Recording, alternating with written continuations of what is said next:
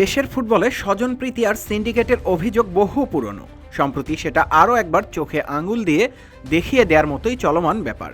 হামজা চৌধুরীকে ছাপিয়ে আলোচনায় এখন ফাহমিদুল ইসলাম। জাতীয় দল থেকে ফাহমিদুলের বাদ পড়া নিয়ে বিক্ষোভ করছেন ভক্তরা। সামাজিক যোগাযোগ মাধ্যমেও উঠেছে ঝড়। তবে ফাহমিদুল ইস্যুতে বাংলাদেশ ফুটবলের অভিভাবক সংস্থা বাফুফের সভাপতি তাবিত আউয়ালের সঙ্গে কথা বলেছেন যুব ক্রীড়া উপদেষ্টা আসিফ মাহমুদ সজীব ভুঁইয়া।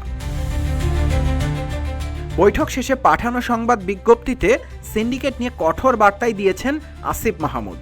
সিন্ডিকেটের প্রমাণ পেলে হুঁশিয়ারি দিয়েছেন ব্যবস্থা নেয়ারও। দেশের স্বার্থে যোগ্য খেলোয়াড়দের বঞ্চিত করার কোনো সুযোগ নেই। প্লেয়ার সিলেকশনে যেন স্বজনপ্রীতি বা সিন্ডিকেটের শিকার কেউ না হন সে বিষয়ে বাফুফেকে সজাগ দৃষ্টি রাখতে হবে।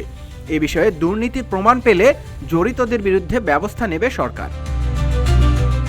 এদিকে ফাহমিদুল সিন্ডিকেটের জন্য বাদ পড়েননি এটা নিশ্চিত করেছেন বাফুফের সভাপতি তাবিত আউয়াল। তিনি বলেন, সৃষ্ট সংকট কোনো সংকট নয়। ফাহমিদুলকে আমরা বাদ দিয়ে দেইনি। ও প্রতিভাবান, তবে ওকে আমরা আরও সময় দিতে বলেছি। আগামী জুনেই ঘরের মাঠে বাংলাদেশের ম্যাচ রয়েছে। খুব শীঘ্রই হয়তো তাকে আমরা মাঠে দেখতে পারি। সমর্থকদের এতটুকু বলবো, হতাশ হওয়ার কিছু নেই।